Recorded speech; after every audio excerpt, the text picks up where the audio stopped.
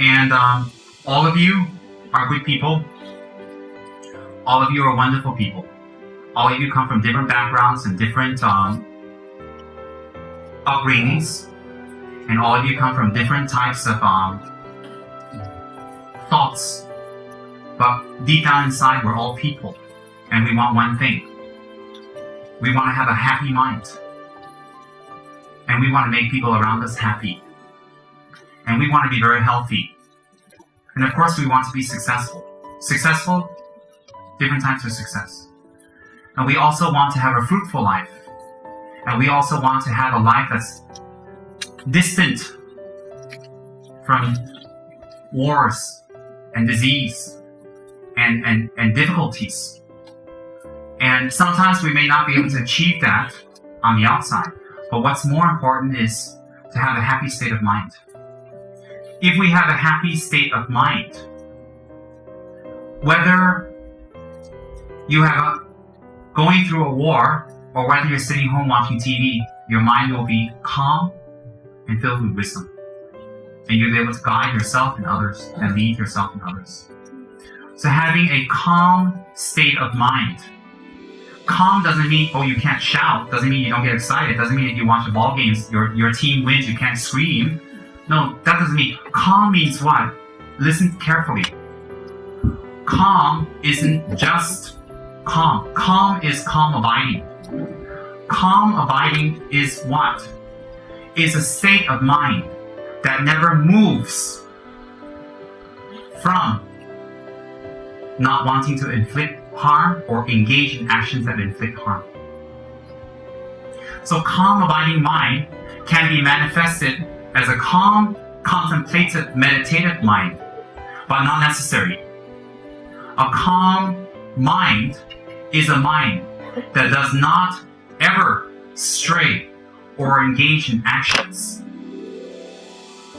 Motivations that bring damage to oneself, short and long term, and others. And that's a calm mind. And those states of mind definitely can be achieved through education, through learning, through education and learning, rehabituation. Everything that you can do now, everything that you are good at, everything that you are proud of, everything that you have accomplished, everything you are familiar with is through habituation, through learning. Everything that you know now was not easy in the beginning. Even chewing food right now was not easy when you were a small child. I'm sure you bit your tongue. I still bite my tongue. But it's through habituation now you can just put the food in your mouth and you don't need to think, you just chew. Walking. Anything that you have accomplished in your life, everything that you have in your life, business, dressing, grooming, came from habituation.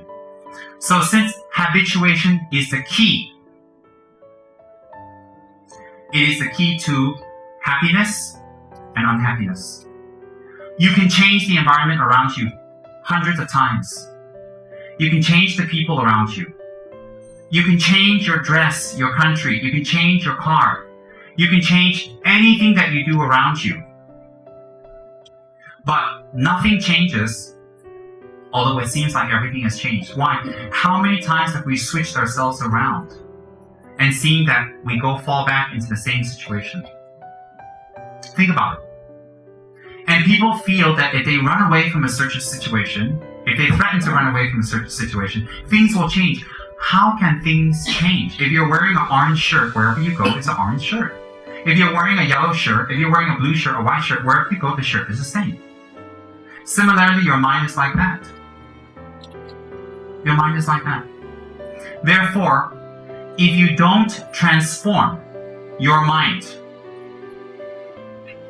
then nothing around you will transform.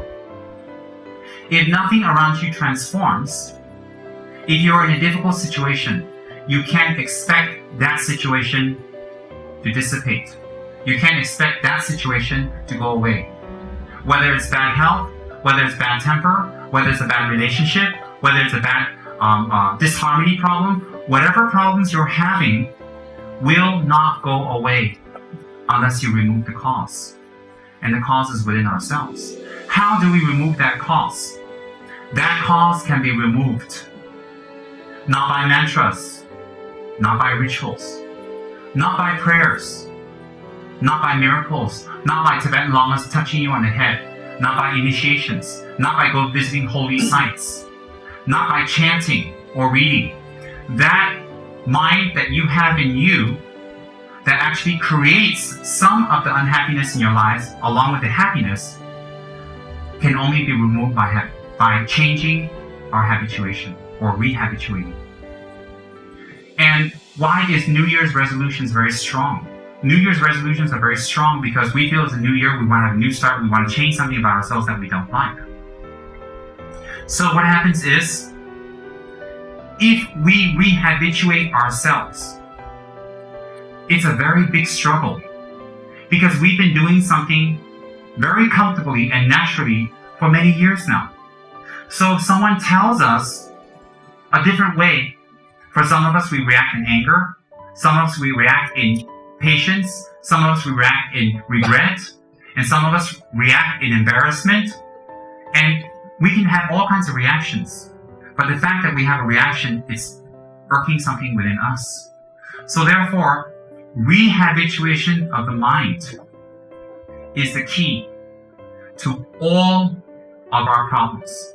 And that may sound very monumental to all of you. I'm not making a monumental sweeping statement. I'm making a very logical statement.